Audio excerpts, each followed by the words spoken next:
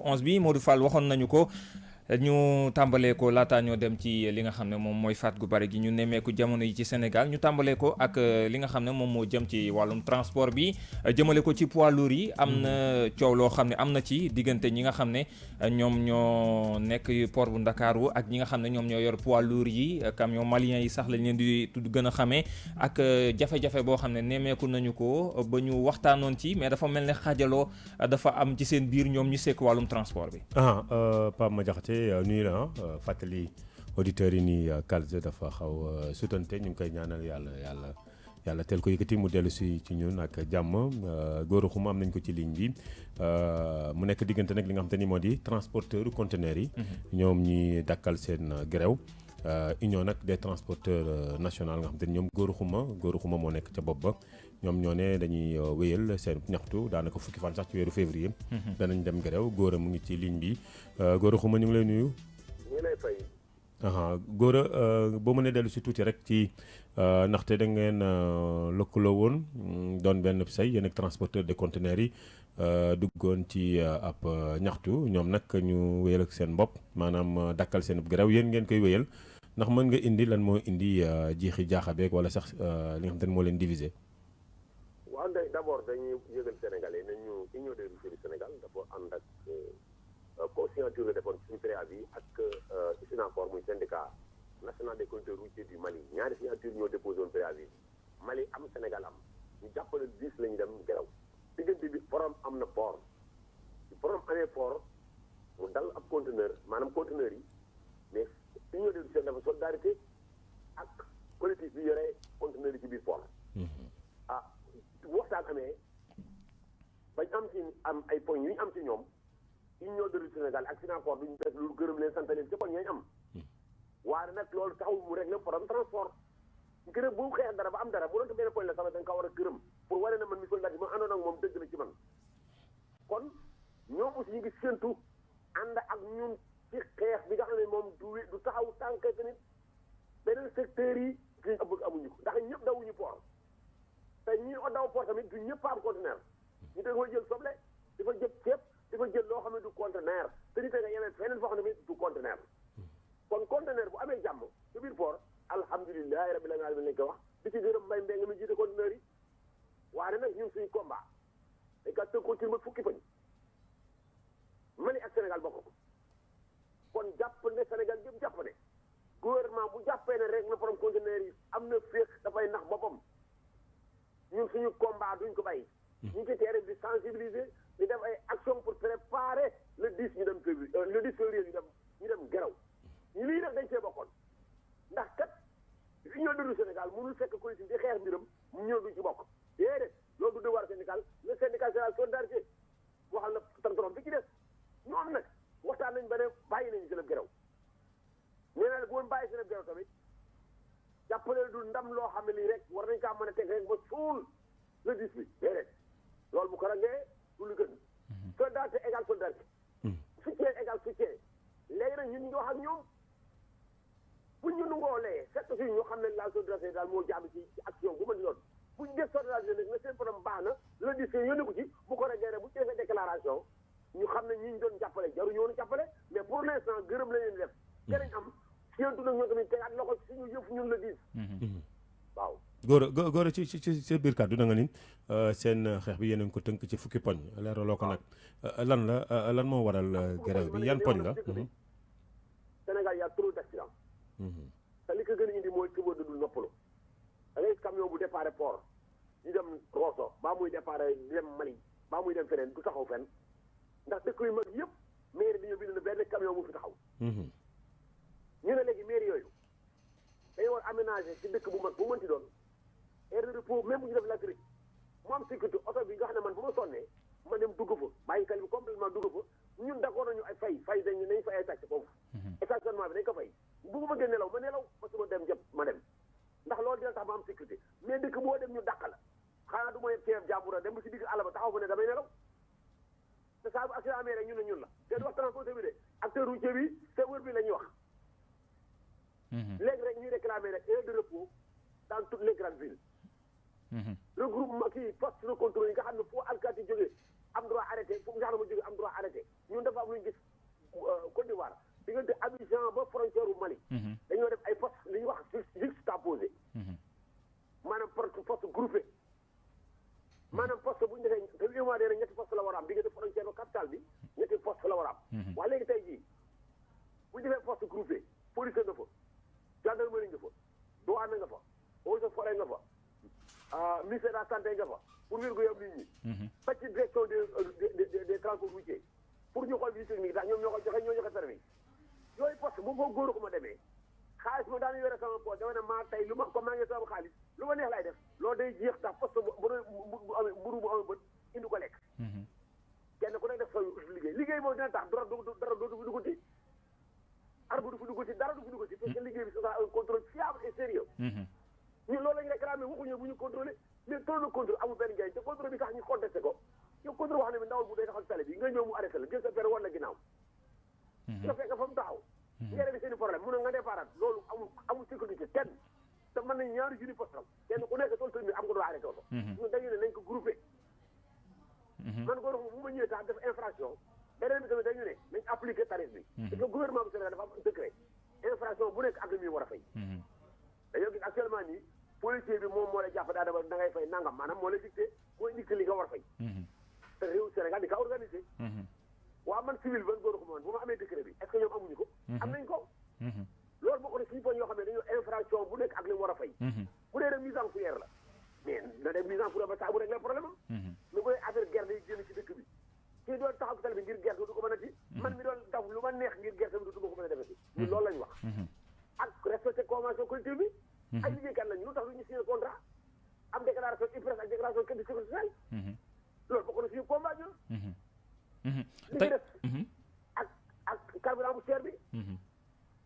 Macky Sall président Macky Sall waxoon ne amoon na objectif wax na lu leer nañ te la waxoon ba léegi ñun loolu koy fàttali bu ma faloo Sénégal mooy gën a yomb carburant ci Mali ba léegi Mali gën a yombale mais ñun ñoo jënd carburant bi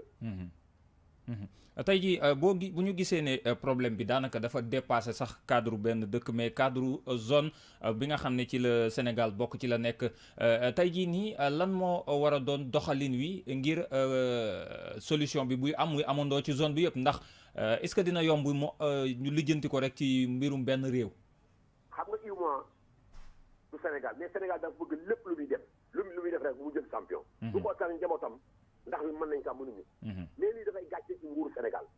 dama ne depuis 2018 Abdoulaye Daouda Diallo bi mu jël accord ak ñun. bay amoon nañ jàpp Abdoulaye Daouda Diallo moom vraiment baaxoon na ministère transport. dëgg na mais 2019 bi ñu ñëwee ñëw ñun dañoo gis beneen tournure xaw ma nag ci moom la xaw ma ñi ko wër la ñoo changé position. boobaag léegi ñaari fan ñett ñu teg mesure bees ab gerew am ñu arrière boo léegi ñu diwaat beneen ñu gerew ñu arrière mais loolu dafa baaxul image boobu dafa baaxul ci gouvernement. gouvernement daa war a fekk wut di daw chaque jour. di daw chaque jour pour lan ñetti weer wi ne nga daw dara. lii ñu def ñi ne teg nii ba day wàññi nañ ci yenn yi le premier janvier bi la nga tegoon. tey dawaat nañu. dafa mel ni tâtonnement la ñuy def. moo tax ñëpp dañuy xaalis dañuy wër. ndax bu nga xam ne du woon xaalis. mois dong la kon yeneen réew yi di appliqué comme Sénégal. dëgg la góor bu ñu la dégg ba xam nga koo gis muy ñaxtu xëy na am na li muy laaj wax nga ko mais ndax jot ngeen toog ak gouvernement bi ngeen toog ak ñoom lan lañ wax ne lan lañ mën ak lu ñu mënul. waaw ñun de bi ñu déclaré de préavis bi. mu am co-signature ñaari réew yi. boobu ak tey de gouvernement woowu ñu. suñu mbokk malien yi tamit seen gouvernement woowu leen. ñoo tamit ñu ngi daan ko lu may def fii dama leen koy transféré ñoom audio bu ma def fii sax ba émission bu ma def fii Sénégal. dama leen koy transféré ñoom audio bu ñu def ba rencontre bu ñu mën def dañ koy transféré. déclaration bu def ci presse bi ci Mali dañ ñu koy transféré pour que ñuy ànd ci lépp dama ne amagul benn waxtaan bu am. ñoom nag dañoo tiitoon dégg nañ ne kat conteneur yi dem nañ geraw. arrêtage sax lañ def ñoom. kon nag leen xàjjale nag teelal leen xàjjale balaa ñoo dem ci union du Sénégal le 10. kon nañ dagg buum bi. mais bu ñu jëlee créé dilatoire ba le 10 jot kon day gën a bon kon nañ leen teel a séntu gouvernement moom teel a leen séntu ñoom. ndax nag ñoom dinañ dem bokk ci séntu boobu moom déet loolu laay xaar. mais Sénégal donc du UEMOA le bon élève un bon élève pour rey sa population man jàppalaa na yëpp coono la. xoolal sabo idée sabo. idée xool mu jóg. dañ ne oto bu taxaw ci ko tali. day laa war a sabo ndax policier mënu taxaw di la xaar gendarme mënu taxaw di la xaar kon day def ay sabo nga xam ne yow boo doxee soxla ba ñëw yow war na la fi nga taxaw entravé bi circulation bi ñu duma la da lay amaan loolu moo taxoon ñu créé sabo mais sabo yi ñu gis léegi yow bu camion yi bu wàccee tali bi à 10 mètres dañ ko fay fekk sabo ko bu ñu waxee ñu non non mairie bi acte 3 dañuy wax ne kenn ku nag yaay xam noonu tey sa bopp jina comme yow nag boo bañee ko la sabo dafa am taxe journalière baa nga taxe mensuelle pour nga mën a taxaw mais loolu du woon idée sabo ki taxaw si tali bi dem am insécurité te policier mun laa xaar yàlla mun laa xaar ñu teg ñu xam ne teg la loo xam ne nii tegal la loo xam ne nii di nga mën a xaar muy sabo doo mën a jóge tant que ñëwul mais bu ñëwee ba jël nga def sabo booy yi di nga def commercial te bokk na suñu ñaxtu ñun suñu ñaxtu ak régulation bi ñu soxla ci dëkk bi xam nga Dakar dafa xat yeneen dëkk dem la ñoo xat ñu ne nañ gën a favoriser régulation maanaam régulation mooy joxe circulation mooy tax ñëpp am jàmm mais boo war a def joxe circulation bàyyi fa jox circulation arrêté ay camion arrêté lu nekk di xoole ay sabab ci biir Dakar di contrôler oto am utaa bi def kañ ci kacaaral ñuy ñëpp di population bi bi jooy dama amul njëriñ ku bëgg a contrôler am na service yoo xam ne boo génnee Dakar fekk leen fa ñu contrôler la mais dëkk bi nañ favoriser régulation évacuer oto yi góor ndax dégguñu la bi nga xam te ni ci nguuru Abdoulaye Wade lañ jëloon loi ci wàllu camions yi mooy les gros porteurs moom waxtu woo xam te ni duñ dugg Ndakaaru Diamniadio la ñu war a yem mais tey jii dañoo xool ni bi nguur gi bees gi toogee ba léegi loi boobu dafa mel ni appliqué tuñ ko yéen waroon ngeen ci yëy yàbbi xëy na boo leen ci yéen yàbbi li leen dal di yëpp du leen dal. non xam nga loi d'interdiction boobu. dañ ñëwoon di commencé 6 heures du matin. ba 10 heures. bu oto ñëw Ndakaaru. waaw li commencé 16 heures. ba 21 heures bu oto génn Ndakaaru maanaam camion yi. waaw mais mu ngi am ba léegi ah. waaw xaaral maa ngi foofu la nguuru Abdoulaye Wade la woon. léegi boobu amuñu autoroute à péage boobu route nationale kese la woon. bi ubbee autoroute à péage bi gannaaw bu 2014.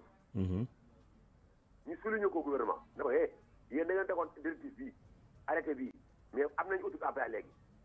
kon problème de choix nag kenn ku def jàpp nga ngeen dindi arrêté bi. dindi leen ko. parce que amatul sens. gouvernement accepté na dindi na ko ci gémmiñ oral. mais amul benn këyit bu mu bind wane na dindi na ko. loolu boo ko nekk li taxoon 2014 ñu bàyyi suñu garaw. beneen bi mooy portu Dakar le port travaille à feu continu maanaam port Dakar du arrêté. ndax moom mooy yaakaaru Sénégal. gouvernement ba pare période Dakar nekkaat ci biir Ndakaaru. waaw est-ce que port Dakar ay taxi fay dem est-ce que ay njaay fay dem ay camion fay dem. léegi gouvernement bi ne port bu arrêté port bi na liggéey à feu continu ndax bato bu egsee. war a wàccee te wàccewut port moo koy fay. te port alul Sénégal gouvernement la. gouvernement bi ne léegi bu mu arrêté douane police liggéey leen 24 heures sur 24. waaye mais c'est pour une question contraire. léegi nag liggéey leen 24 heures pour 24 mais camion bi dafa mel ni arrêté à côté. ne camion bu ñu ñëw heure sangam bu ñëw sangam. mais bu ñu nee dañoo war na 6 heures du matin ba 10 heures na port arrêté. 21 heures 16 heures. non 16 heures ba 17 heures ba 21 heures. na port arrêté. ndax ndax mesures yi taxoon ñu jël ko new fi ba léegi boo dee xool accident la woon bu amoon yàlla suren ñaari xale yooyu. ci àll bi lay amee. ci biir Ndakaaru. mais buñ ne Dakar bu oto bi dugg ndax accident yaa ngi ci am ci àll bi xanaa kon Sénégalais bi Dakar waa bi rek mooy Sénégalais la boo Sénégalais. non problème du woon problème accident beneen bi ñu ne permis à point ñun soxla wuñ ko. ndax ñu tax soxla wuñ permis à point boo xoolee réew mii. ñaata Maliens yu fi dugg. ñaata bi waa Guinée Bissau waa ñëpp a ngi fi dugg. def transport. waaw loolu permis à point ñoom liyewu la parce que seen dëkk lenn waa boobu amu ko. permis bañ yore mënu koy permis à point. mais bu dee problème insécurité la mais kooku mi ngi fi dugg. bu ngi def référence à France. waaye yàlla doon na Sénégal mel ni France bu ko ragal lépp du France def. waaye Sénégal def comme ñun dañ ci ànd. mais yow la France di def defoo ci dara nungoo ci dara copié woo ci dara loolu la may def permis à point. ñu ne non nous sommes pour mais nañ xool fa ñu jël ci référence ba ñun mesure si bopp ndax egg nañ foofu. président France sax bokkul ak président bu Sénégal. conducteur bu France bokkul ak conducteur bu Sénégalais. comportement bokkuñu civisme bokkuñu.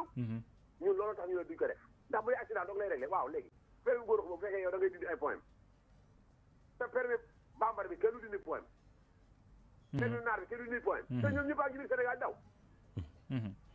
loolu ban loi la. ñu ne numérisé nañ permis. mais permis malien bi kenn mu ko numérisé. appareil moom mooy xool sa permis ndax baax naa baaxul. mais permis gan gi appareil boobu du ci dugg. te ñoom fu ëpp sax Sénégalais yi. mais ban njëriñ la bëgg lañ la xam nga daa mel ne xaalis nga ñu wër. mais jógaguñu nag pour problème accident jóge ni accident bu ñu bëggee mu jóge fii contrôle bi day néew. ndax ñi ñu mën a noppalu. nit ko aussi muy dawal oto boo xam bii fay dawal moo xam camion lay dawal daa am fu mu war a noppaloo. ba dégg ar forme dem oto bu am lu ci yëngu sax mu xool ko mais dëkk yu mag yi foofu taxaw mais boo déggee mbir biri si oto boo wàccee di ko xool ñun la kaay. dëgg kaay dafa ñu ngi lay jaajëfal Gora Khouma. loolu nag lañ sol ndax loolu la soldaté ak ñëpp ndax PSAC bi ñun ñëpp a ko bokk. ndax benn oto ñaari oto fukki oto ñëpp a ngi fi ak oto boo xam ne du yëpp il faut ñu xam ne transport Sénégal du conteneur kese këriñ gi ku koy indi matt bi ku koy indi ceeb bi ku koy indi yeneen mais buñ ne rek la ne borom conteneur ñu ne kon jeex na non. Gora Khouma jërëjëf ñu ngi lay jaajëfal bu baax a baax jaajëfal ci li nga bokkoon ak ñun ci waxtaan wi fàttali ne yaay président syndicat bi ëmb union des transporteurs di la jaajëfal bu baax secrétaire général bu mu ko jërëjëf ñu ngi koy jaajëfal Modou Fall dégg nga ko mu mel ne li mu expliqué bëri na ay jàmbat yoo xam ne expliqué na ko bi ci gën a fës boo xam ne wax na ko waxaat ko mooy ñuy am ay espace de repos yoo xam ne ñoom transporteurs yi dinañ fa am ngir mën a noppalu ndax jàpp nañ ne bokk na ci liy waral accident yi ñàkk noppalu gi. dëgg la Pam Diakhaté Gora tey ji leeral na lu bari ci nga xam te ne askan wi ñu nga doon laaj lan moo waral camion yi souvent ñu indi accident ci yoon bi ñenn ñi ñu ngi ko doon jiiñ tali bu xat bi nee nañ tali bi dafa xat boo génnee Ndakaaru romb Thiès donc l'étroitesse de la route. ñenn ñi jiiñ leen ko ñoom ci seen comportement. ñenn ñi jiiñ seen défaillance technique yi nga xam te ni soit oto yi ñu ne duñ leen xool bu baax mais tey boo déggee Gora Khouma di nga xam ne tamit dawal li nga xam te ni moo du Ndakaaru ba Mali Bamako dafa metti defe naa boo dee xool suñu frontière ak Mali boo ko jëlee ak Ndakaaru c'est des centaines de kilomètres. donc chauffeur camion bi bu ci amul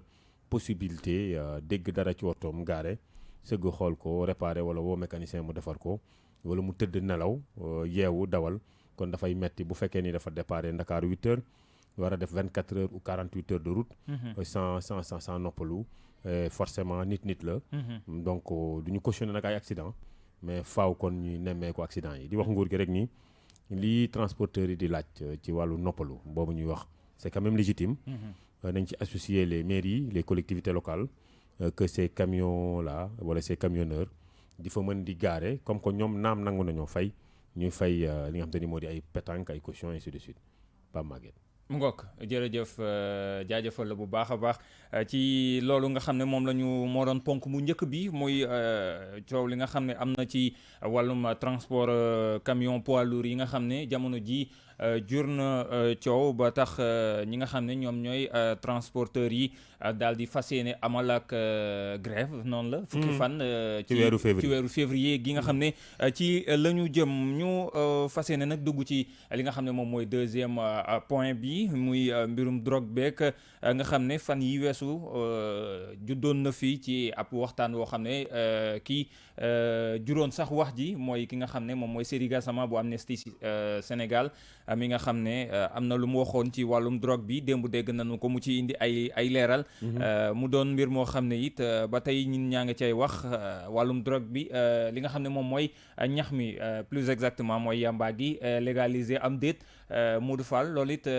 ba tey gaa yaa nga cay wax mu mel ne am na ku ñu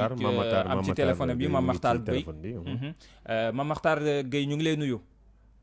waa kay ñu ngi leen di fay nuyoo di sóoraale mboolem auditeur u King FM. ñu waxtaanee li nga xam ne fan yii yëpp daanaka xawoon naa jur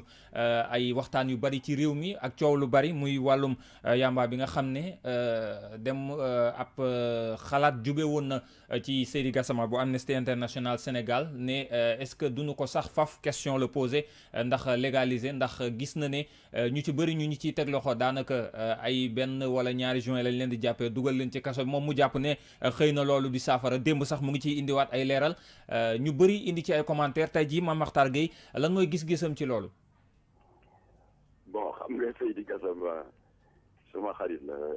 ku bëgg réewam la c'est un patriote waaye nag nit du mag. dama jàpp ne cette fois-ci dafa tarxiis bu metti na ndax yàlla dafa dogal ñun Jamra yàgg nañ di ko wax ñu di ñu jàpp comme des paranoïaques agenda wu lobby internationaux yi Sénégal dañ ko ci jox une place de choix parce que am na xar baax ak vertu yu fi mag ñu baax ñu tudd Touba Tivaouane Ndiassane Thiénaba Niassène Medina Baye arrangé wul les lobbies homosexuels maçonniques yi nga xam ne seen métier mooy xeex diine ak détruire les fondements des sociétés yi nga xam ne dañu tegu ci yoon ngir baax li tax ma wax loolu je prends le président Macky Sall à témoin mi-juin 2014 alors qu'il venait fraîchement de faire deux ans au pouvoir il a reçu la demande d'audience de 3 anciens chefs d'État Edem Kodjo ancien président du Togo, ancien secrétaire général OUA, donc actuel Union africaine. Obasanjo, ancien président Nigeria, avec l'ancien secrétaire général de l'Organisation des Nations Unies, Kofi Annan. Xam nga lu mel noonu président nouvellement élu boo jotee demande d'audience ñoo xam ne say nijaay la ñu say ay kàngam yu la jiitu ci politique bi mënuloo lu dul te nourrir d'espoir daal ne ñi kat bu ñu ñëwee dëgg yàlla boo demee dañ may xelal ci nu may ñoŋale agriculture bi njàng mi santé bi parce qu'ils ont beaucoup plus d'expérience que moi donc Macky Sall était fondé de se nourrir d'espoir mais il n'est pas revenu de sa surprise ba ko gaañu ne dañuy ñëwoon daal gis la parce que Afrique de l'Ouest cannabis bi lëmbee na ko teg kenn mënul fexe ba am ci saafara ñu jàpp ne daal la meilleure solution mooy nañu daganal yàmba Macky Sall xaw naa xam ñun nag ñu dégg loolu bëgg def une déclaration foudroyante mën na leen teylu leen xamu leen lu Macky di tontu ñu may ko 24 heures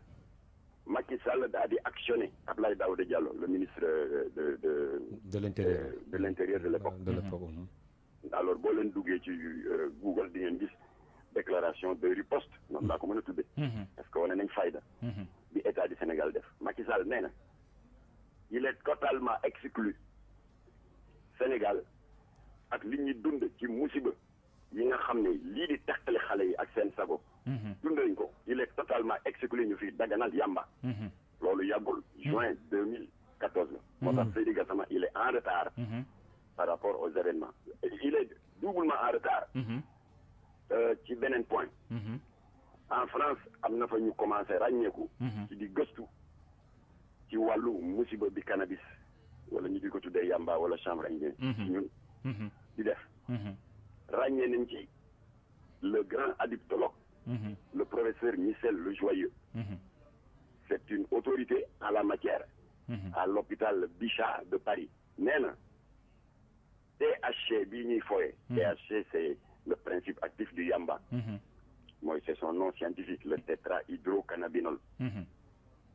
nee na bu ko nit ki muxee bu duggee sa organisme yoonam mooy day jaar dans les méandres du système nerveux pour arriver à sa destination moo di le cortex cérébral cortex cérébral mooy lan mooy malaanu kiiraay bi suñu borom muuree yóoru doomu aadama te neurobiologiste yi wax ni que c'est le siège de la mémoire et de la sélection comportementale ci gàttal ñun ba ñu nekkee tout tànk ñun ñëpp yar yi ñuy yar nga tekki sa tuba yi di tuur ndox ci salon bi ñu tàpp la ne la kenn du saw fii nga dugg a daara ñu naan la lii xaraam na lii baax na nga enregistré ko nga dem dugg école primaire secondaire dem université ñi di la yar pour nga nekk un bon citoyen de demain et cetera yooyu yëpp ces conventions sociaux ces interdits et autres cortex bi moo koy enregistré moo tax ñun ñu nekk nit xam nga boo demee ba nekk adulte nga xam lu jaadu ak lu jaaduwul nga ne lii jomba naa ko def ndax rafetul cortex bi moo koy enregistré Michel Lejoyeux nee na THC bi ne ci yamba bu yéegee ci cerveau bi cortex cérébral bi lay jëkk anesthésié moo tax ñu ne sous l'effet du THC le timide devient audacieux et le lâche devient courageux. léegi je crois que les enquêtes de police, et j'en terminerai par là, le démontrent largement. damay jël la petite fourchette rek. de mars 2017 à aujourd'hui. damay ci citer 3 cas mais on peut en citer à l'infini. démb rek benn ngi nii ma gis ko ci lox. jigéen ji ñu jam une 60aine de coups de couteau. te ko jam police xam nañu kan la. novembre 2007. te ñu ngi dellu di ko jaalaat ay mbokkam. kilifa gu baax di Serigne Mbaye Sy Diop. imam ratib de la grande mosquée de Darou Salam. nattu ba ko yàlla nattoo mooy doom ja dafa tuxkati yàmba la ba chronique ñu jote bu ñàkk fayda rek comme que borom doole la. mu dóor baay bi daaneel ko fop paaka rendi ko nit ñi rendi xar. yàmba la tux. 2018 bii te li ma lay wax yëpp mu ngi dans les rapports officiels de police nag may dégg. amoon na benn drogué multirécidiviste. bu lëmbale Grand Yoff. mu ngi tudd Abdou Faye. ñu di ko surnommé Abdou Ridis. naqari deret lañ ko xamal. ci tuxum yàmba. mën a tooñ mën a agressé. mais bés la doon werante avec son meilleur ami de. ñu ngi koy tuddee Kofi. Kofi. mooy jarbaatu borom baar boobu ñuy wax chez Ancu. werante bu ndaw rek mu dëbb ko paaka ci dënn bi. deret yi ne say avant secours yi ñëw il s'était vidé de son sang. ba police ñëwee ba jàpp waaja. fekk nañ 24 cornets de yamba ci poche am. loolu la Seydi Gassama wax ni loolu di teqale xale yi ak seen sago. di leen transformer en bête sauvage. loolu la Seydi Gassama wax ne nañ ko daganal. alors Mame Matar ma ne Seydi Gassama suma xarit la. mais bi yoon dafa déraper gravement. alors Mame Matar question bi ma am ngir laaj ko mooy ci li mu wax ba tey ba muy indi ay leeral dafa ne ñi nga xam ne ñoom la ñuy jàppee ay benn ñaar ñu ay ndaw ñu jël leen jàpp leen dugal leen ci kaso bi ab diir ñu génnaat nekkaat ca ndax finalement problème bi mooy jël leen yóbbu kaso. ndax loolu aussi du problème boo xam ne tamit jar nañu xalaat ci. Seydi Gassama n'a fait que reprendre la rhétorique de que Jamra n'a cessé de développer ñëpp di ko dégg. ñun dañu ne pexe yi yenn acteurs de la justice di lal. pour faagaagal la loi 2007-31 du 30 novembre 2007 qui, comme tout le monde le sait, criminalise le délit de trafic de drogue. te ñu di ko surnommer la loi Latif Gueye. la ko tax a jóg lu leer la dañu ne ceux qui sont responsables de la culture, du conditionnement, du transport et de la vente de la drogue ñooñu la loi bi wax ne nañ leen teg loxo comme s'ils étaient des criminels. Minimum 10 ans assorti d'une amende qui fait le triple de la valeur de la drogue physique. Mais qu'est-ce qu'on voit à l'application dañuy jàpp loi bi juutal ko. fekk benn xale ci benn bopp koñ muy muxi yàmba rek ñu ne ko nit fëgg ko une lourde peine. C'est injuste. parce que xale boobu il n'est qu'une victime. Et en tant que dépendant du yamba c'est un malade. Et un malade sa place ce n'est pas à Rebeuss. na Macky Sall génne tuxkati yamba yi Rebeuss c'est des victimes. ñu yóbbu leen fii ci CEPIA. qui a été construit avec l'aide de l'Union européenne. une valeur de 4 milliards. ñoom docteur Diallo nga fay def liggéey bu am solo. nañu leen fa yóbbu ñu defal leen une cure de désintoxication ba ñu dellu ci seen sago. ñu dugal leen ci société bi ñu jëlaat seen place. te Rebeuss ñu réserver ko ces gros patrons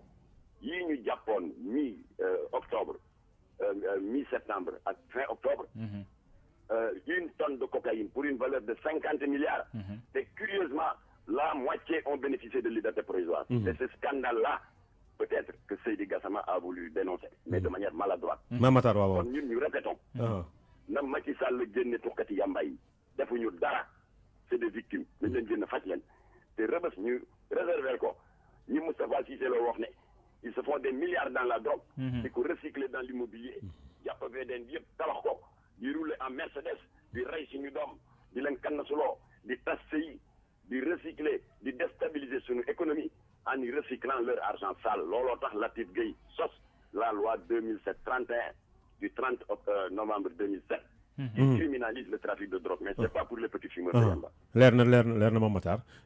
boo dee xool yaa kon Seydou Gassama yéen a ànd foofu ndaxte benn xaaju juin nee na ñu yóbbu xale bi kaso pour 15 ans 1 mois. déggal 15 jours 1 mois xale bi dafay fekk yàmbaa ji foofu après finalement mu mujj nekk koo xam te ne dafay chronique. tey jii par exemple Jamra ban taxawaay la war a am comme que on a inversé la loi la loi Jamra bi ngeen di wax tey xale bi tox yamba ci bopp koñ bi victime la mais boo dee xool victime bi la ñuy teg lourde peine tey kon noo leen war a taxawee ba nga xam te ni loi bi ci niñ ko tënkee ñu appliqué ko noonu. jaay doole la ñun dans toutes nos communications nous n'avons jamais cessé de le dénoncer. C'est une perversion de la loi 2007-31. C'est un détournement de l'objectif de la loi 2007-31 xanaa dañu ragal narcotrafiquants yi. jàpp nañ fi 8 ñëpp teg seen bët. des narcocriminels. indi fi une tonne de cocaïne d'une valeur de 50 milliards. sa ëllëg sa ñu ne 80 kilos yu réer na fan la jaar. 80 kilos c'est pas n'importe quoi. Parce que bu ñu fàtte ne que le gramme c'est 50 000 francs. kon 80 kilos yi 4 milliards la.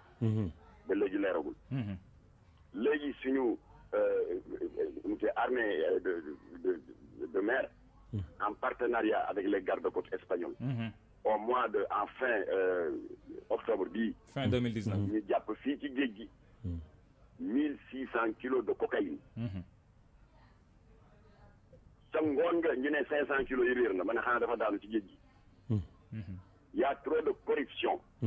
dans ce milieu de lutte contre la drogue. moo tax ñun comme que yaa ngi may laaj lan moo ci suñu proposition. ñu ngi dellu di yeesalaat Macky Sall na sécuriser les forces de sécurité. qui nous protègent contre la drogue. naka la leen di sécuriser na def ni mu def fii ci direction des impôts et des domaines. nga xam ne ñoom c'est des vaillants soldats de l'économie. li ñuy capté ci ay milliards de fraude ou de tentatives de fraude kenn xamul nu mu toll. alors comme que ces milliards qui leur passent sous le nez y a la tentation est là. alors Macky Sall daf leen utal benn fonds commun. tous les ans ñu tibb ci fonds bi jox leen i ndàmpaay. ñi nga xam ne dañu ràññeeku. dans la lutte contre la fraude fiscale. na def la même chose pour les forces de sécurité qui luttent contre la drogue. milliards yaa ngi leen di romb sous le nez te nit rek la. léegi bu ñu nangoo yooyu ci narcotrafiquants yi. alamaan leen ku ci nekk 3 fois la valeur de la drogue saisie di ko verser trésor. nañu ut benn fonds commun tous les ans alkaati yooyu ñu di leen ci ndàmpaayee. ça va les protéger contre la corruption. beneen aspect bi nag na wax ak magistrat yi. parce que Macky Sall indépendamment du fait qu'il est président de la République.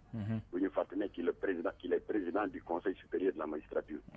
na leen na wax ak ñoom nañu bàyyi xale yi ñuy yóbbu kaso. parce que dañ la bett ci bopp ko ñuy tux yamba moo tax rëbës a ñu fees. encombré. ba pare nag les certains acteurs de la justice naan dafa encombré parce que c'est la loi Latif Gueye c'est pas vrai. dafa encombré parce que da ngeen juutal la loi Latif Gueye di ko appliquer dans le sens inverse. Mamatar nga dellu ci mu gën a leere ndax xëy na mu rëcc yenn auditeurs yi xale yi nga xam te ne dañuy tox wax nga léegi kuréel gu ñu teg muy CEPIA xëy na ngir defaraat seen i bopp laver leen ni ñu koy waxee ba ni ñu accro woon mu dañ mën nga dellu si wax fan la bërëb bi nekk ngi wéy jur boo xam te ne rek am nga doom ju yàlla na too loolu. parce que ñun toujours des parents d'élèves nous appellent. sama doom dafa drogué nan lay def dama jaaxle. l'État a mal communiqué. sur l'existence de cette structure qui fait des résultats extraordinaires maa ngi gërëm le docteur Diallo et son équipe ñu ngi ko tuddee le CEPIA le centre de prise en charge intégrée des addictions ñu ngi ko logé au service psychiatrique de l'hôpital Fann bu Dakar xam nga bu njëkk ba ñun Jamra bu ñu daan encadrer des jeunes narcodépendants des jeunes intoxiqués ba seen parents jaaxle parce qu'ils sont devenus violents wala boog ñuy wane yeneen jikko ci kër gi jaaxal yëpp nekk danger. à l'époque Latif dafa leen daan utal subvention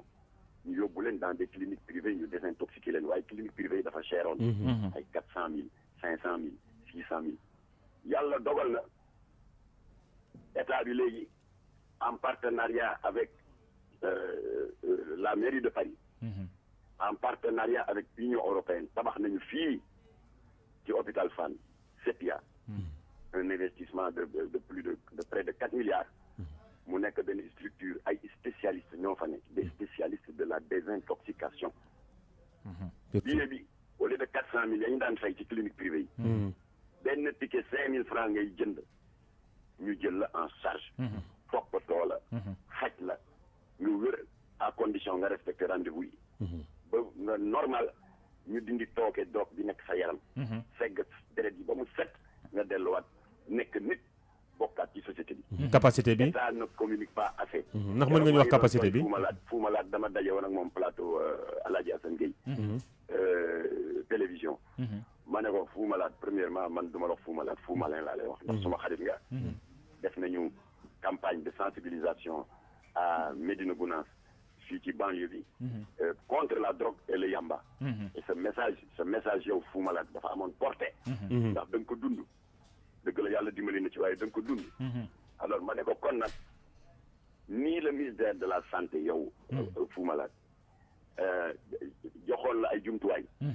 pour nga di leen defal ay message veyu nawet. sur l'importance des moustiquaires imprégnés.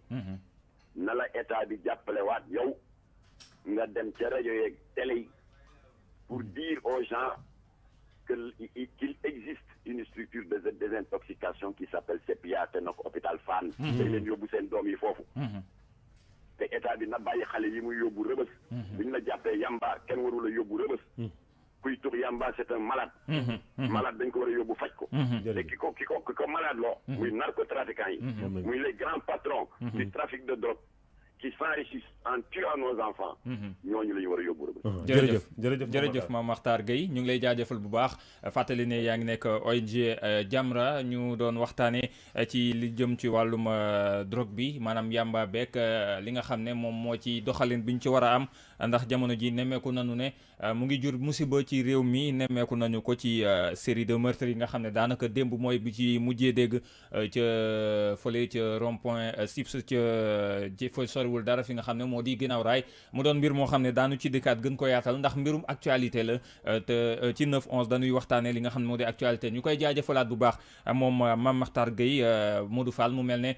ekk nañ ci cappaandawlu partie bu njëkk ci actu commenté bi ak ñaar yi nga xam ne indi woon nañu ko mooy bi ñu doon waxtaanee léegi ak Mame Makhtar Gueye ak bi nga xam ne moom la ñu njëkk a waxtaanee muy wàllum transport poids lourd yi nga xam ne it jamono ji am na ca ab coow ba grève sax ñu fas ki ne ka am fukki fan ci weeru février atum 2020. am na solo Pape Madiakhaté ñaari thèmes yi ñu utiliser quand même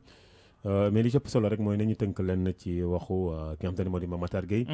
wane na ni kon sinébar bi nga xam te ni moom la Seydi Gassama di wax nañ ko légaliser ci réew mi. bokk na ci lu yàq bopp gone yi. ba nga xamante ni kon rey yi ñuy nemmeeku ci anam yu ñaaw yi loole bokk na ci buñ jëlee nga xam te ni Sips gone gu jigéen gu ñu jam. li nga xam te ne moo di 64 coups. juróom benn fukk ak ñeent jam-jam. nga jël fële ca Bignona waa ji nga xam te ni dafa drogué daal di rey baayam. boo xoolee itam loo xam te ni wax na ko Abdou Ridis daal di faat ko fi. nga xam te ni loolu ci booru ñaari waxtu la woon. maa ca demoon reportage sax. jàpp ko rocci jam ko paako ci carotide bi. waa ji foofu la tëdd daal di faatu. kon ci anam yooyu bu fekkee sinabar bi moo waral yooyu la jafe-jafe. loi bi nga xam te ni nee na dañ ko inversé ñu ngi sàkku ci nguur gi. ñu jëmmal ko. ci niñ ko tëggee daal di koy doxalee noonu ngir kon xeex li nga xam te ni lu bon la ci société. mu ngoog 10h27 moo jot jamono ji ba léegi ngeen ñuy déglu ci biir 9-11 ci rajo King FM 4. Tata Ba teew fii ànd ak ganam ñu ngi lay nuyu Aminata. mbégte comme ni ñu koy defee talaata bu jot na waxtaanee lépp lu soxal alam gi di nuyu tamit suñuy auditeurs ñuy teewlu ci 99.4 King FM ak suñuy internet yëpp di leen nuyu waaye tamit di la nuyu Modou Fall di nuyu itam suñu gan di Mamadou Sakho di ndaw di entrepreneur di yëngatu tamit ci wàllub alam gi tax mu tijji benn entreprise tuppee ko Janna boo xamante ni ci affaire aménagement des espaces verts ci la bokk xam naa ne ci biir waxtaan bi dinañ ci gën a xuus Mamadou maa ngi lay nuyu. maa ngi lay nuyu Amina. sëñ Sakho waaw ñu dalal sëñ Sakho moom yëngu ci wàllu kon ni mu ko waxee wàllu alam am solo lool moo di environnement di ganu nag Aminata Ka ñu bàyyi kook Aminata mu doxal Aminata aywa bismillah. Aminata Ka Ba yëpp benn la. Mamadou maa ngi lay nuyu. maa ngi lay nuyu Aminata. waa tey dañuy dem déglu ji reportage bi ma def ci espace vert ba pare bu ko defee ñu gën a dugg ci waxtaan bi. jardin public jafe gis lool ci banlieue bu Ndakaaru donte bu fekkee ni sax bëri na lool njëriñ ci alam gi ak wér-gu-yaramu askan wi ñaari pay yi ñu fekk leen ci grand place bu buntu Pikine ñuy dami. pratiquement boo xoolee moom mooy purifier air bi li ñuy noyyi donc lu mu gën a bëri rek gën a baax malheureusement boo xoolee léegi nag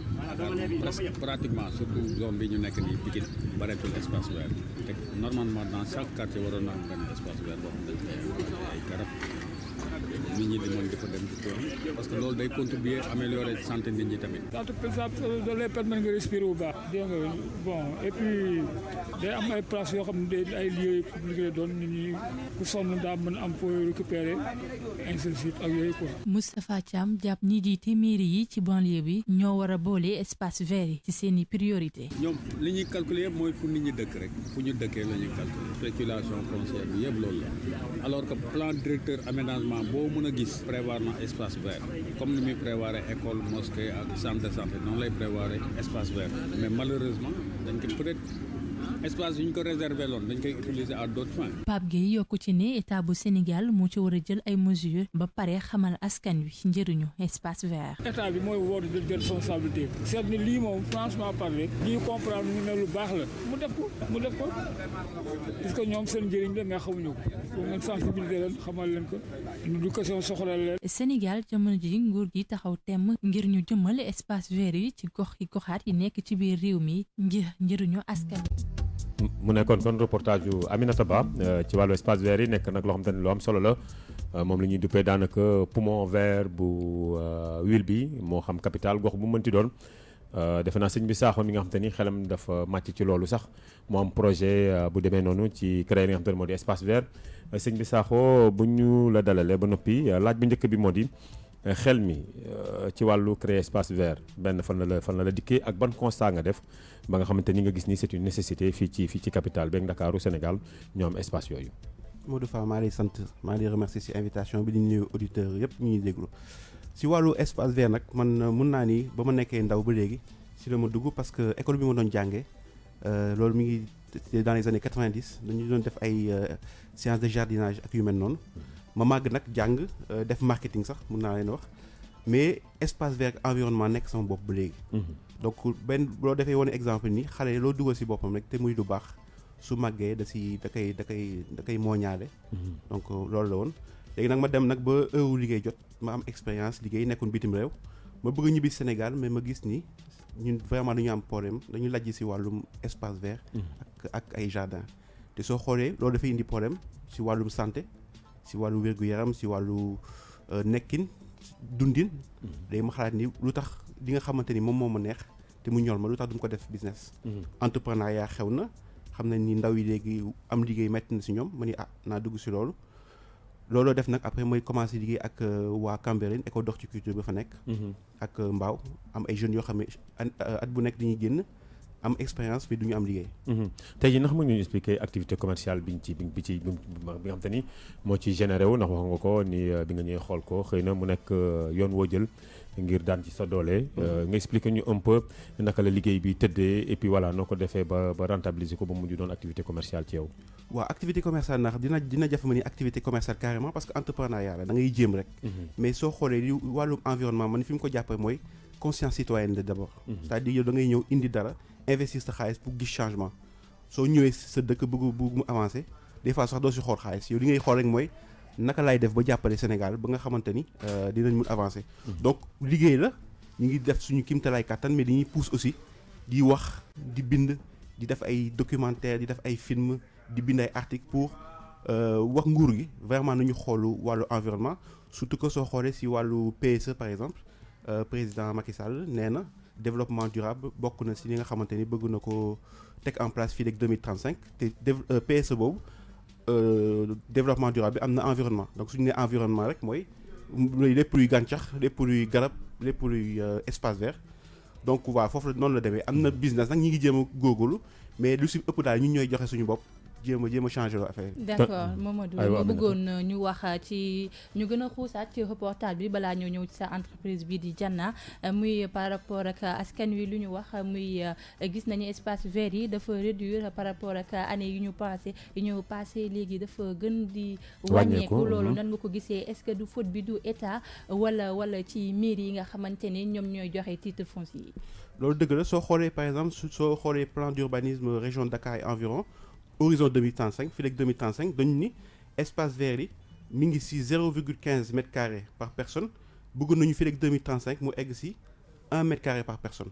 Donc loolu am nañu objectif xam nañu fi ñu jëm su ñu jëlee par exemple population wu Dakar on est à peu près à 3 millions 300. Donc loolu suñ ko multiplier par nombre bi ñu bëgg si espace vert normalement fii léegi 2035 war nañu am lu mat 330 hectares. 330 hectares d'espace vert fii léegi 2035. Donc problème bi nag nguur mooy jël décision nguur moo am doole pour ni nañ def wala nañ bàyyi soo xoolee nag effectivement nit yi souvent ñu aakimoo yenn espace yi da ngay gis cité bu ñu tabax wala béréb am espace vert nga toog ba si yàgg gis suñu mbokk yenn commerçant yi wala yenn liggéey installé wu foofu. wala nga gis nit toog ba si yàgg rek am nu mu làkkarti ba tabax fa kër. wala tabax fa restaurant wala leneen ak leneen donc def naa ni nguur bi moo war a su jëlee engagement nii dañ ko war a réserver pour espace vert mu taxaw si. d'accord loolu gis nañ ko ci biir reportage bi am ku ne askan wi dafa mel ni dañoo xamul importance lii di espace vert est-ce que tamit état bi warta gën a améliorer tamit communication gën a xamal askan wi lan mooy njëriñu espace vert. man dama yaakaar ni en fait état ak population dafa war a nekk loo xam ne dañuy liggéey ensemble état warul nekk nii population bi nekk nii parce que soo xoolee si démocratie ñun ñooy état.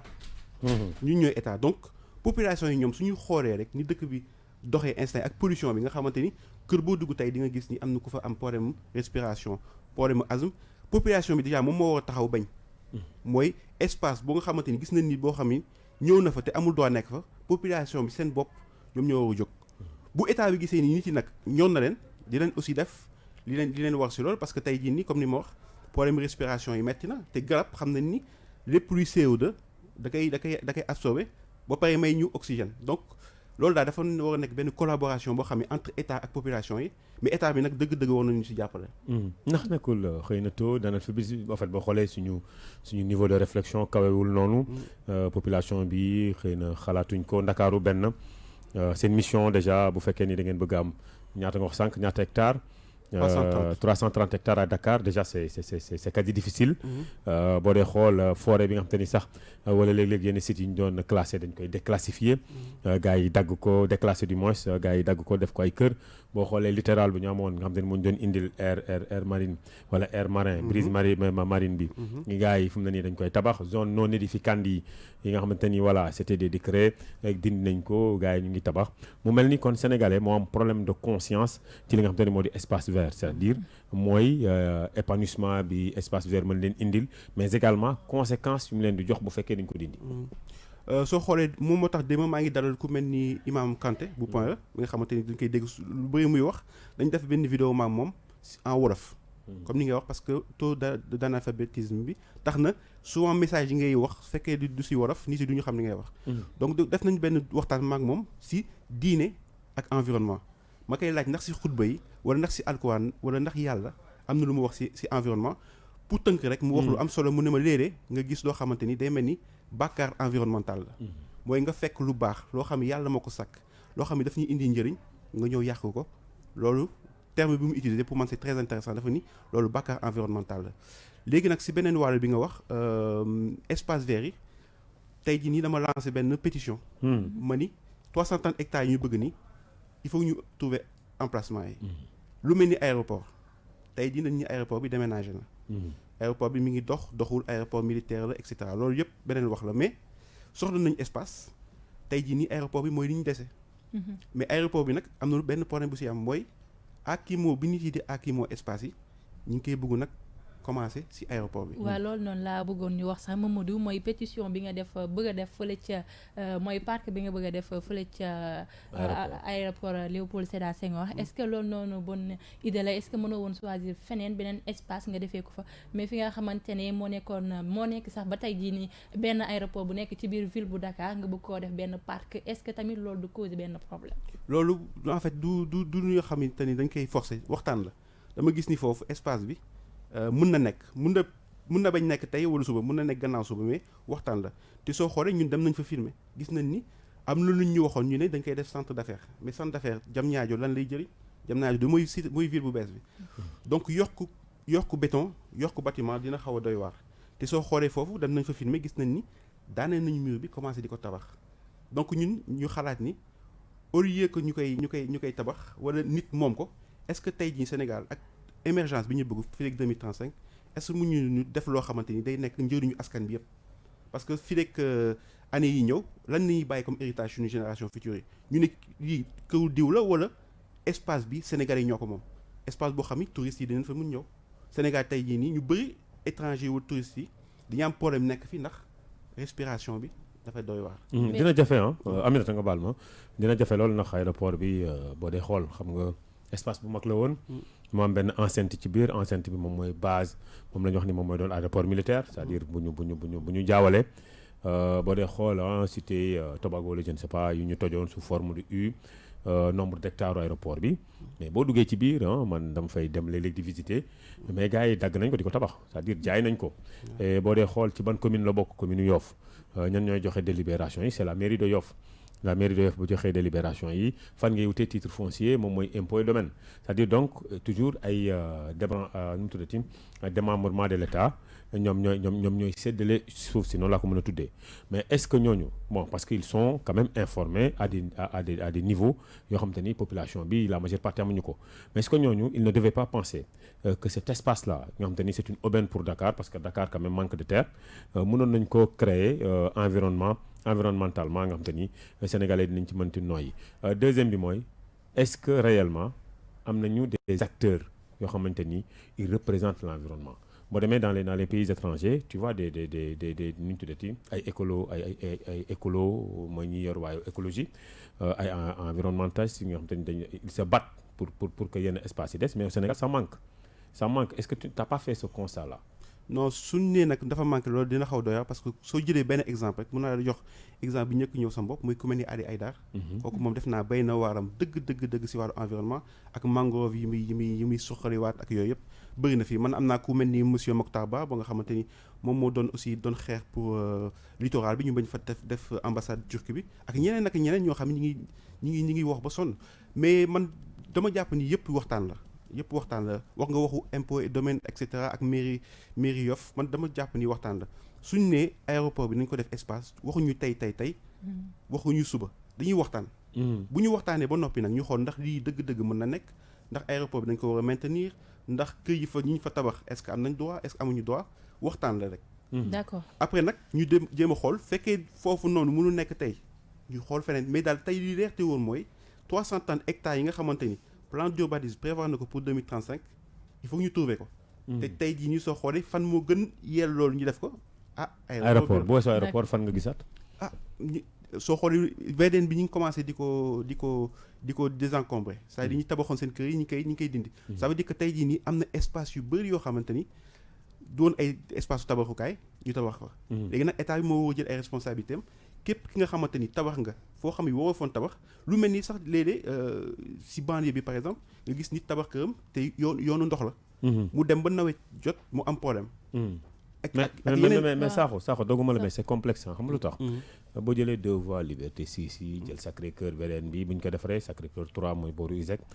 bi ñu ko defaree je crois yàggul dara donc c'était benn espace bu tàllal boo xam te ni respirable avec des bancs et ainsi de suite mais jaar fa léegi nga xool tu verras des magasins des cantines ay concessionnaires yu fa exposer seen oto mais ñooñu fan la ñuy jëlee autorisation. non dëkk moom dama yaakaar ni dañuy waxtaan ba jubóo comme ni ma la wax xam nga tey jii soo jëlee bëgg jël bant rek dóor day xaw a metti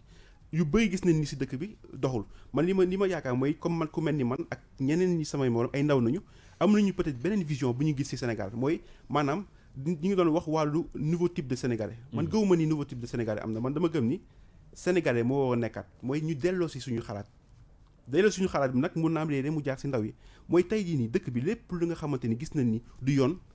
nañu nguur jàppale ak conscience citoyenne bi nga xamante ni ku mel ni man ak ñeneen ñu ngi koy wax ngeen may ñu opportunité ñu ñëw si télé yi di ko si rajo yi ak télé yi di ko wax mooy léegi lépp lu ñu gis ni du yoon nañ si jàpp dëkk bi am tuuti loi tuuti règle ñu mun avancer man loolu laa jàpp donc dañu gis espace boo xam ne espace vert la woon toog ba si yaa gis ku tabax fa cantine parce que am na bunt bu mu jaar buntu yooyu nag moo wut a jur man loolu laa yaakaar. d'accord yow Mamadou Sakho ci li nga bëgg a liggéey est-ce que jéem nga ci collaborer ak état bu Sénégal wala organisation internationale yi nga xamante ni dañuy xeexal ngir gàncax gi àllam gi kay. Pour l'instant dinaa wax ni activité bi c'était une activité locale. Parce que bon soo nee espace vert wala même sax nga nekk activiste pour l'environnement day nekk local mais soo demee ba def pétition ba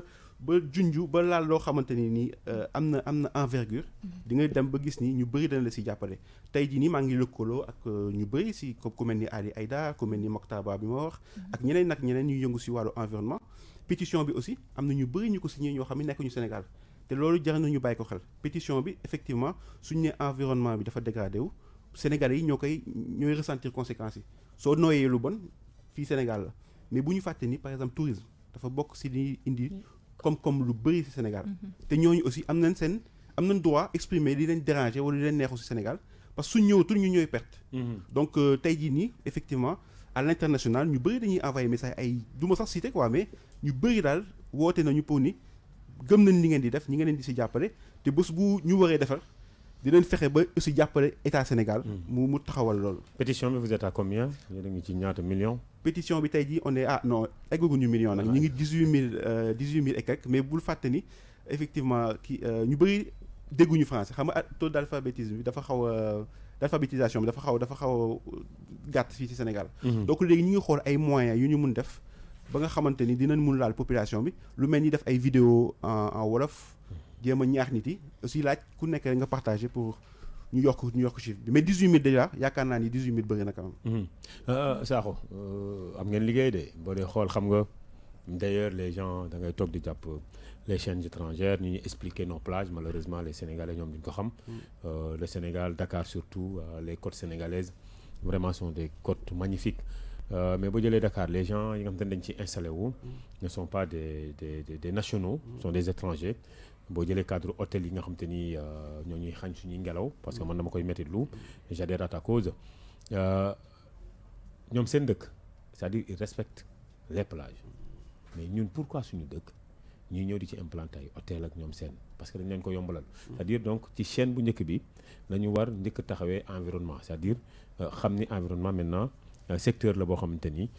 non seulement dafa link ak santé parce que ça permet à la population ci wàllu santé ñu taxaw ci wax nga ko problème respiratoire yi boo demee Albert Royer bu Fann mais da ngay foog ni xale yëpp feebar parce que y a pas une qualité d'air boo xamante ni ñu ngi koy nooyi garab li muy jariñ ci doomu adama way nañ ko wax nañ ko jàngal nañu ko mais tey jii mu mel ni da nga nekk en face d'une population buy nelaw yan stratégie communicationnelle ngeen di waajal ak yan moyen ngeen di teg quand même pour percer le maximum de Sénégalais. mais comme li ñuy wax defe naa ni Sénégal dafa am ay base yoo xam ñi ngi fi te foofu nañu war sukkandiku suñu amee problème suñu amee lu ñuy ñaxtu lu mel ni sëriñ si su ma demee ba jël ku mel ni imam bi di ko laaj lan la l'islam wax si wàllu environnement loolu am na solo parce que imam yi wala sëriñ si sax man laay woo man maa ngi ku mel ni xalif général des mourides bëggoon naa ko gis ku mel ni xalif général des tidiane ak ñeneen gis leen ñu waxtaan parce que ñoom bés bu ñu waxee rek gëm naa ni dina sotti ñun aussi ñu ngi def ay vidéo ñu ngi jéem a ñaax population bi xamal leen ni am nañ ay comme ni naan le droit de vivre dans un environnement sain loolu droit au citoyen bu nekk la mooy comme li nga waree noyyi lekk naan dëkk foo xamante ni amoo problème environnement loolu droit bu ku nekk am na ko donc loolu mooy mbir bi après nag toujours on revient toujours à la même chose mooy état bi soo demee ba gis lu mel ni littoral ñun on a 700 kilomètres de côte te loolu si wàllu pêche si wàllu maanaam dafa bëri li nga xamante ni daf ñu koy indi fii Sénégal comme ni ñuy wax Dakar fi mu toll nii warul woon a am sax problème de pollution parce que presqu'île nañ nekk ñu ne moustique sax yow warul woon am Dakar parce que fi ñu toll nii ngelaw bi dafa ñu waroon baree ba nga xamante ni dañuy am benn climat bu régulé pollution du fi am yow du fi am mais nag ñu bàyyi ay nit tabax fi nga xamante ni ñëpp ñoo ko moom. man maa ngi dëkk Mermoz.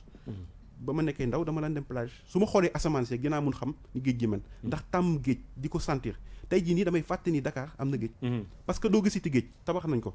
donc loolu yëpp daal foog ñu taxaw si hôtel yi tourisme baax na trop mais nag am na loo xam ne bu ko ñëpp moomee rek jël ko jox ko ay nit wala aakima ko day xaw a doy waar. Aminata. leneen lu ma bëggoon ñu waxtaanee mooy par rapport ak sa documentaire bi ngay waaj a projeté ci mois de février bi ñu dëgmal lan moo la poussé ba nga ne Sénégal vers horizon 2035. Sénégal vers horizon 2035 ku ko dégg rek di nga xam ni dafa lëkkaloo ak plan Sénégal émergent bi nga xamante ni 2035 lay war a pare ñu ne Sénégal fii rek 2035 dina am émergence. may fàttali ni émergence boobu nag waruñu fàtte question environnementale yi. surtout parce que Senghor dafa ni woon en l'an 2000 Dakar sera comme Paris. mais ban Paris nañu bëgg. est-ce que tey jii nii est-ce que ku taxaw Dakar di nga te dans 2000 ça fait 20 ans la jàll. est-ce que tey jii nii ku génn Dakar di nga gis ni niroon nag Paris. te Paris bañ koy tabax ñoom dañu defar ay arbres def nañ lu mat 100 000 arbres bi ñu koy doog a defar Sénégal ànd ak garab yi. donc loolu moo taxoon ma bind Sénégal vers horizon 2035 pour nettali rek situation environnementale bi avant indépendance. ak tey jii nii fu ñu si toll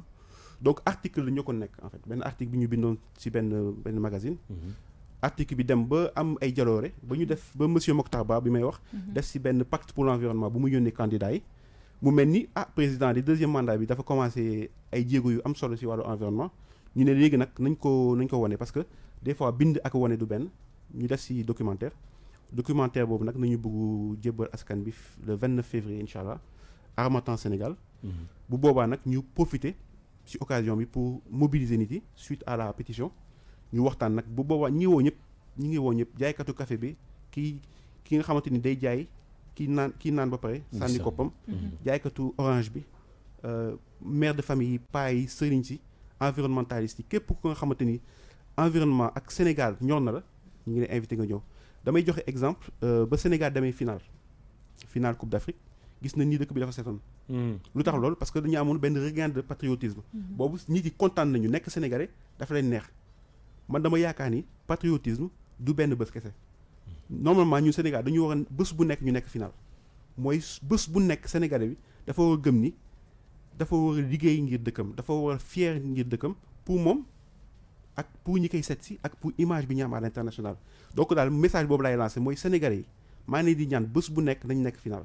ba incha allah nag ñu gagné coupe du monde ak yeneen mais final bi moom bés bu nekk la. waaw projection documentaire bi le 29 la ban heure. à partir de 17h30 ba xam naa 22h 23h dinañ am aussi ay débat premier débat bi mooy RSE levier de développement durable xool ndax parce que xam nga wax nañu population bi conscience citoyenne wax nañu état bi mais foog ñu wax aussi entreprise yi. xool naka la ñu entreprise yi mën a jàppale. moo RSE levier de développement durable ak deuxième question bi mooy. Est-ce que la mobilisation citoyenne peut aider à la protection de l'environnement et à l'amélioration du cadre de vie maanaam est-ce que nit yi suñu regroupé woo est-ce que ñoom mën nañ jàppale état bi ak jàppale seen bopp ba environnement bi sain ba aussi suñu dundin sell. D'accord. Aminata mu mel ni midi juróomi simili ma ci des midi culture ban heure la du midi. Midi culture midi lay doon mais instant yi 10h55 lañ nekk 11h moins 5. waaw moo tax balaa ñu jeexal dañuy wax tamit ci sujet yi nga xamante ne actualité la lu ci mel ni mbëbës nekk foo xamante ni vraiment daf. publicité kon pub technicien bi ma induire en erreur donc moom mooy def signe ma foog ni midi culture la mais pub la donc 10h55 11h ma ñu dem ci publicité ñëwaat. juróom fukki simili ak juróom-ñaar du 11h yu fegg loolee midi culture des na kon wax toog ñetti simili pub lañ doon dem dellu soit ci plateau bi feggoog suñu gan Mamadou Sakho ak Aminata Ba ñu wéyal ci wàllu alam gi ñu toll woon fa am solo mu di naka la ñuy conscientiser askan wi ngir espace yi nga xamante ni dese nañ ko néew ci Ndakaaru mu mën a doon ay espace weer nga xamante ni dinañu mën a may ñu am qualité ngelaw gu baax di ko nokki suñu dënn yi mën a am li nga xamante ni nag suñu espérance de vie di ciy jouer Mamadou Sakho defe na. loolu moom dëgg la soo xoolee tey jii nii maladie yi mi ngi bëgg ëpp mi ngi bëgg jéggi dayo donc loolu moom il faut que ñu jóg ci carrément donc reboisement aussi solution la parce que tey jii nii comme li ma wax garab day jël CO2 CO2 moom di ñu jox oxygène donc moom garab yi ñuy dagg sax da nga gis nit mu ñëw gis garab rek dagg ko xamul ni mi ngi yàqal boppam parce que garab yow da nga koy moom mi ngi lay jox li nga xamante ni moom nga soxla pour dund donc reboisement bi am na solo trop gis nañ ni acteurs yi quand même ñi ngi bëri léegi nii reboisement bëri na entreprises yi ak seen RSE responsabilité sociétale des entreprises ñi nga am ay initiative pour def reboisement mais comme li ñuy wax balaa ngay nettoyer bul tilimal reboisement baax na lool mais naka nañuy def ba bañ polluer pollution bi nag lu si bëri effectivement industrie yi la ñoom ñooy polluer industrie yooyu nag foog ñu ñaax leen aussi wax ak ñoom ñu xool naka nañuy def ba wàññi seen pollution population bi aussi bépp comportement bi nga xamante ni am na ko te day yàq alam bi ñu waxtaan ak ñoom comme li ma wax mun na nekk ay vidéo mun na nekk ay théâtre sax nañ si jóg musiciens yi nañ si jóg ku mel ni Ndongo Di moom mi ngi def lu bëri. d'accord yow Mamadou mbaa li xam nga état bu Sénégal commencé woon nañ fi Dakar ville verte ñu door ko fi mais gis nañ ni projet bi dafa mel ni amul suivi ndax dañu ne woon dañuy parrainer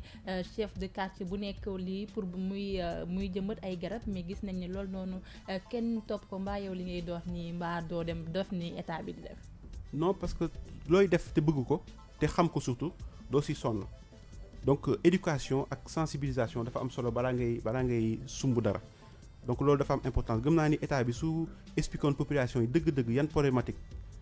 la bañ toppatoo environnement bi bañ am garab wala dagg garab yan problématique la mun indi seen santé ak seen dundin dinañ ko gën a xam donc loolu lu am solo la et puis reboisement bi aussi warul nekk rek ay garab yoo xam ne amul njëriñ léeg-léeg ngay sooy liggéey sax si espace vert léeg-léeg nit ñi la man de garab bi daf may sonal day tilimal parce que xamul ni moom da koy jox oxygène donc aussi pourquoi pas reboisement bi ñu jéem a xool ay arbres fruitiers jéem a xool ay garab yoo xam ne dafay amal njëriñ askan bi ay garab yoo xam ne day faj yu mel ni nebedaay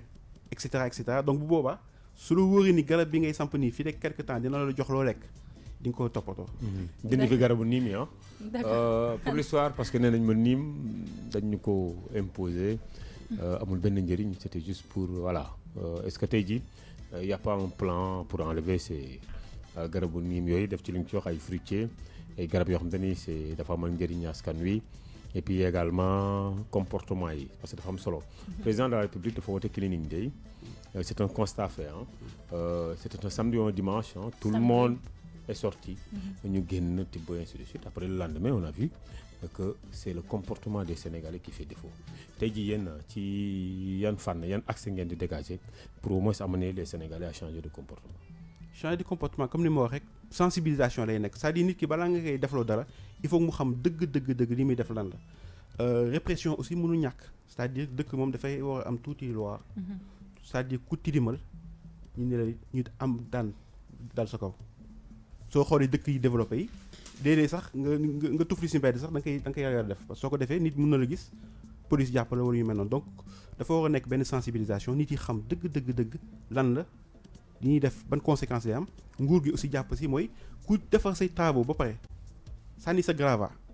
ñu ñëw am ñu ne la temps ngay fay ku dagg grave te woo ko dagg ñu ne la temps ngay fay ku tilimal et cetera donc règle rek la def naa ni suñu defee noonu dinañ si mun génn. d'accord comme question bi Mamadou Fall ñëw ak yow fa laa bëgg ñëwaat muy clinique day bi yow nan nga gisee initiative boobu est-ce que jàpp nga ne yow boobu la initiative mën na am réussite. clinique day bi lu baax la mais tey jii nii suñu exemple si wàllu environnement wàllu salubrité Rwanda lay nekk dafa mel ni Rwanda la jóge même le mot sax en anglais man dama doon naa ci waxtaan ak kenn ma ne ko non pour man président wala je ne sais pas chargé de communication présidentielle waruñu woon choisir le cleaning day c'est en anglais mais ñun au Sénégal on a notre set setal tey dafa yàgg set setal donc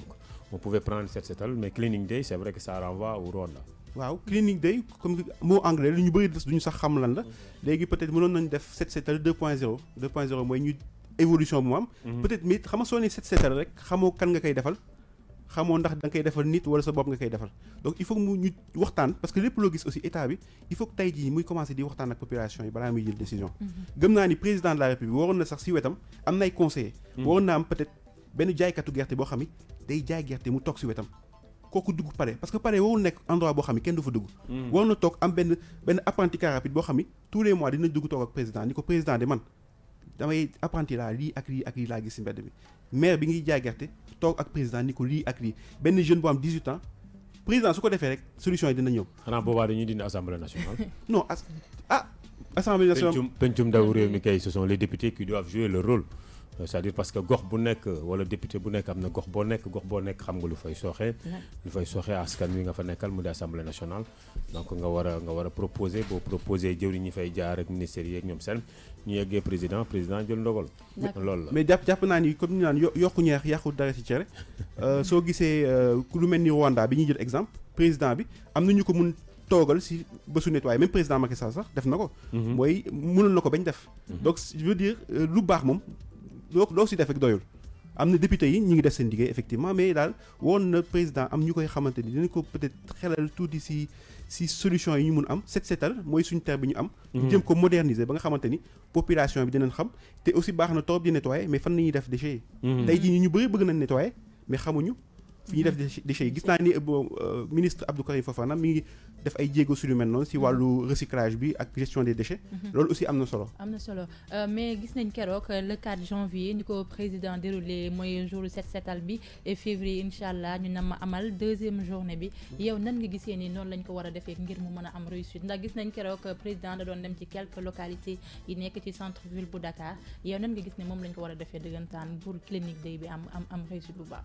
man si sama wàll man mi nga xamante ni bokk voilà maa lancé pétition bi ak ñeneen pour man dafa war a nekk échange c'est-à-dire ñun tey jii on est 18 000 et quelques ñu ne dañu bëgg espace vert Dakar sonn nañ li cri de cœur quoi c'est-à-dire dañ ko joytu léegi président bu ñu dégloo ñun ñu mobiliser dafa war a nekk échange mun naa ni sax donnant la mais suñu répondre suñuy exigence suñu bëgg-bëgg ñun ñu mën si jàpp parce que cleaning day bi c'est une très bonne chose mais problème bi mooy communication bi jàllul dañu yeew suba teel rek ni cleaning day te loolu Sénégalais yi suñu xamoon dëgg-dëgg ñu defal leen benn plan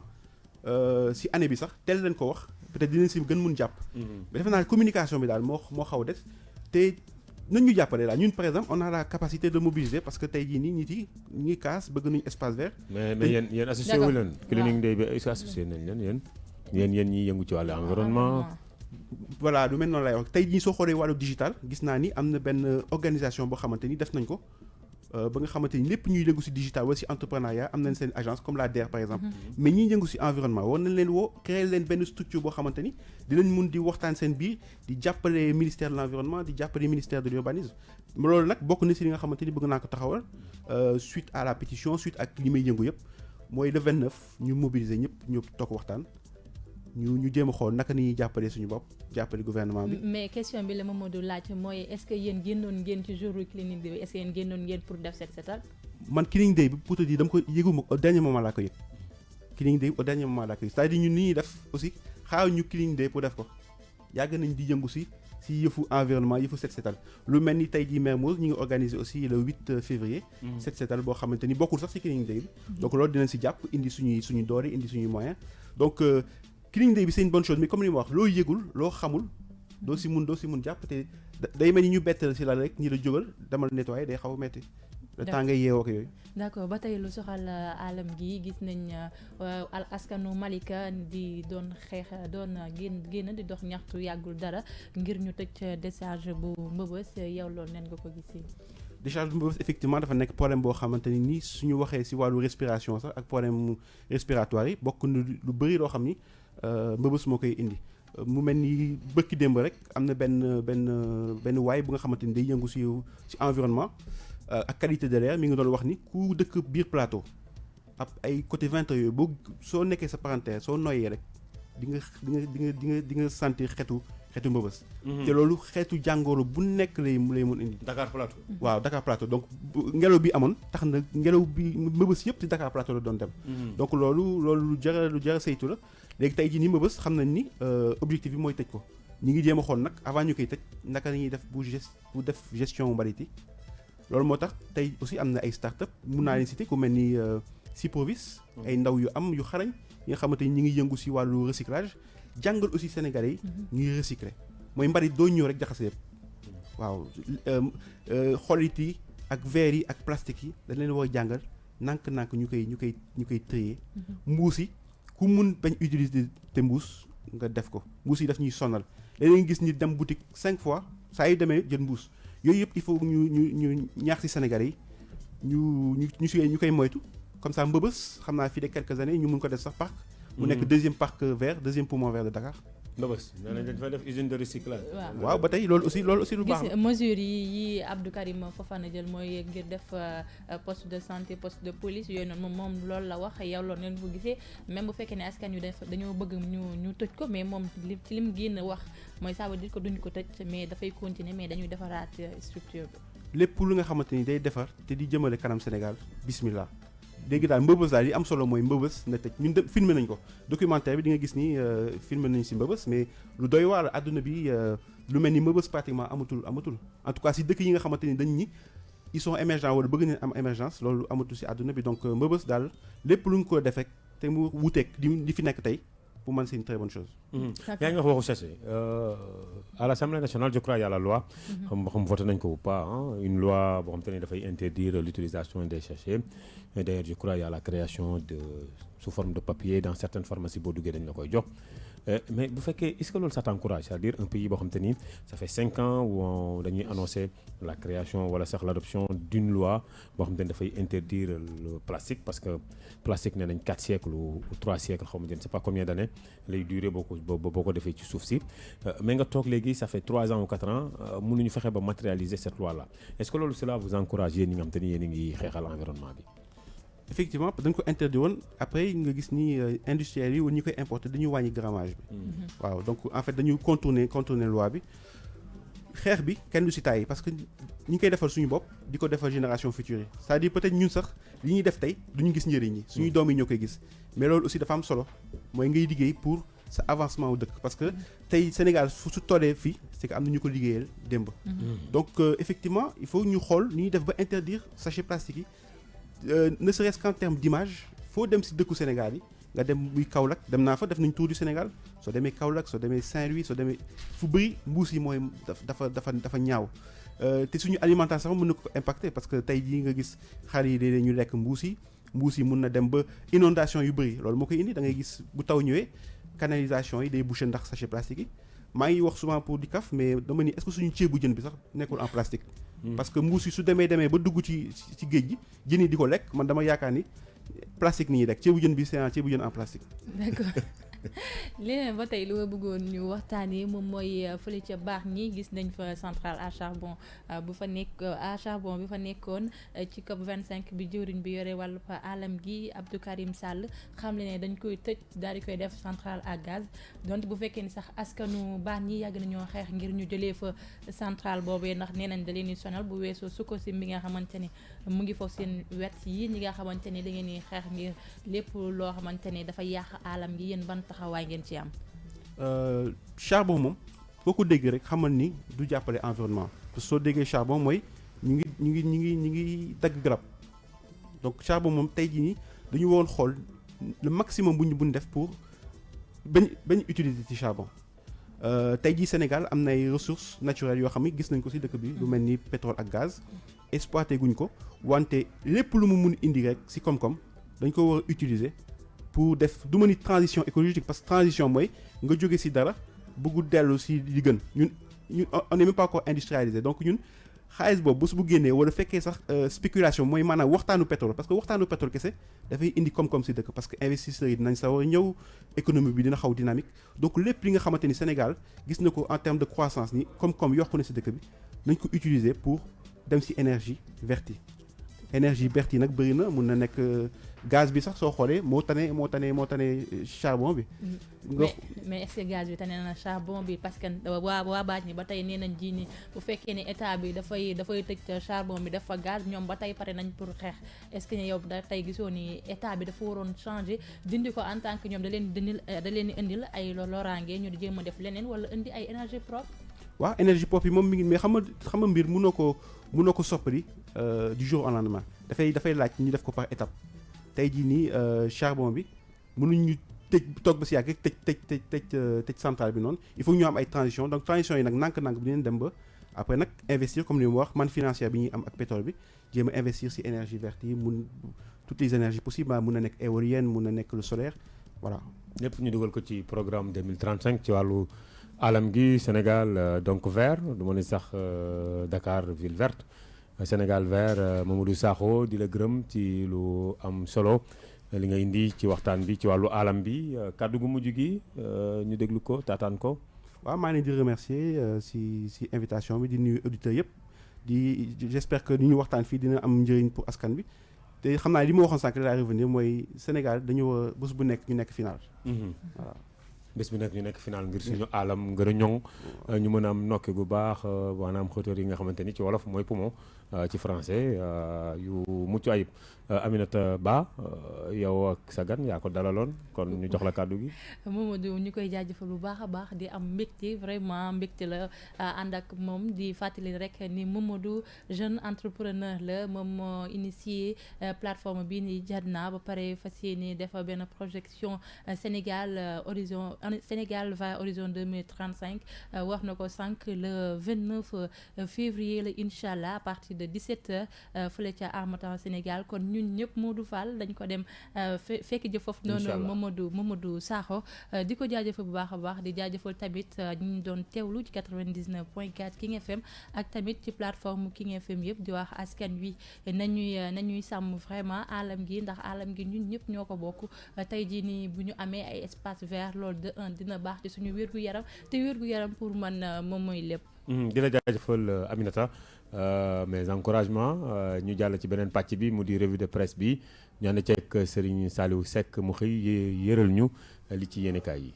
li si yéenekaay yi ak Serigne Saliou Seck. réew mi jamono ji laaj na yeneen i sunguf yoo xam ne seeni borom war nañ ko wallu ba noppi wala sax ñu def ndëpp national ndax nag saful ni dan fee tooñ wàlliwu rey yeek faat bakkan yi mel na ni tulleeg màlle te it ñi koy def xàmmeetuñu doomu aadama ak melentaan te li ci gën a doy waar moo di ñi niy faat ña leen di faatu ñu leen jege lay doon taxit daanaka yéenekaay nu xëyandool ku nekk xëy di ca wax ak nanga ko gise ubbi l'observateur journal uri 15 angul konis bi ne démb rek am na benn soxna bu nu rey ca banlieue bu Ndakaaru Njóoba Sekk la tudd ca Pikine lan ko rayee juróom-benn fukk ak ñeenti paaka lan ko jam yéenekaay bi yokku ci ni mbir ma ca boori Sips la xewe te it la ëlëm ñëpp moo di ne ndaw si kenn tëddewu ko kenn rendiwu ko te it kenn jëlul dara ca la mu yoroon waaye dañ koo jam ay paaka ba ni mu seddee Le Quotidien liy xew ci mim réew wax ci jot na ndax naka ëpp na ay doomu aadama ñooy dem bay reyante ci seen biir ba tax deret ji wéy di tuuru loolu tabbal askan wi ci fitna journal bi yokku ci ni gannaaw Kaolack Sédhiou Pikine Njombe ganee si waat na leen ndax ñaawteef dëgg moo fa xew ni ki démb Vox Populi ne ndaw sanu faray kay Njóoba Sekk la tudd daanaka ñaar fukki at rekk la amoon Oustaz Mbay di kenn ci seede yi demoon fa mbir ma xewe ne bi nu fekkee ndaw si mu tëdd ci leen gisee deret ji wër ko tabbal ñëpp ci naqar ak tiitaange L'Observateur ne li ci gën a doy waar moo di ndaw si faat nan ko te kenn jëlul ci moom dara Les Échos ne nan ko faatee sax moo ñaaw juróom-benn fukk ak ñeenti jam-jami paaka lan fekk ci moom boole ca bi nu ko defee mbir mu ni mel ba noppi dan koo sànni kenn xamul ku ko def ba fii yaayam di andi ay seede ci biir yéenekaay bi ne doomu ji di Njóoba Sekk téléphone am moo sone ba mu wuyoo ba noppi ci la solee dàllam génn te ba fii dellu si waatul ci biir kër gi Le Quotidien ne du masa dellu si Les Échos L'As L'Observateur ba ci Vox Populi ne lu ci mën di am daal réew mi jamono ji li ñuy dund doy na waar te it mën taweesu fitna doomu Sénégal ya nekk ca Chine itam jamono ji fitna dëgg la ñuy dund L'Observateur ne jàngoro ji di coronavirus moo leen tiitloo ba tax étudiants yooyu di dund ca Wuhan di dëkk bu nekk ca Chine ne li ñuy sàkku ci njiitu réewum Sénégal di président Macky Sall moo di mu dugal leen ci roppalaan jële leen foofee ca Chine andi leen ci réewum Sénégal lu ko mooy ñoom ñëpp dinañ faatu benn journal bi yokku ci ne président Macky Sall nag bu ko defee du ca jiitu ndax nag yeneeni réew jot nañ koo def fu ci mel ni réewum France États-Unis ba ci réewum Maroc jot nanoo rawale seeni doom yooyu dund foofee ca Wuhan ga ca Chine journal bi ne lii moo tax ñu jàpp ni jot na sëkk président Macky Sall yóbbul étudiants ya fa yeewoo ak roppalaan yàpp leen ca delloo si leen ci réew mi lu ko mooy bu leen jàngoro jile di coronavirus dalee boo moytuwul dinañ ñàkk seen bakkan ndax nag jàngoro joojee ba fii faat na fa lu toll ci juróom-ñett fukki doomu aadama ak benn te it laal na fa lu ëpp 2 junniy doomu aadama te li leer te wóor moo di jàngoro joojee day rey La Tribune ne li wóor te leer moo di commission nationale bi saytu wàllum carte presse taxawal nañ ko niki démb Daouda Mine nekkub taskatu xibaar moo koy jiite journal bi ne ci atum 2017 la ñu gëjoon a gis ñuy séddale carte de la presse te it carte la boo xam ne si moo nar a wane kan mooy journaliste ak kan mooy technicien des médias ci mim réew jiitu réew mi di président Macky Sall yéenekaay bi nee na mooy buur di bu mi te it lu ko neex lay def moo taxit lu ko neex mooy am ndax doole doxul jàmm te it ba si góor a koy bay exclusif yéenekaay ne waaye nag na moytu ndax moom président Macky Sall Sall am na punkal mu faree ko moom moo xam ne ay nit ñi nga koy ngemb ngir samp ko ci élection présidentielle yi nar a xew ci atum 2024 Grand Place ne ñaari punkal a ngi nii tamit yu farek président Macky Sall ñu ngi mel ni safara ak caas ndax duñu laale muy ministre Aly Ngouille Ndiaye ak ministre Samba Ndiobène Ka te ñoo bokk fu ñu nekk mu di Linguère Abdoulaye Sow itam ci président Macky Sall la fare bokki ci APR source aane moo nekk itam directeur généralu centre des œuvres universitaires bu Ndakaaru di kuddu waaye mbir mu doy waar la def ndax lu mësul xew ca kuddu la fa def mu di Abdoulaye Sow tabb na directeur général adjoint ca kuddu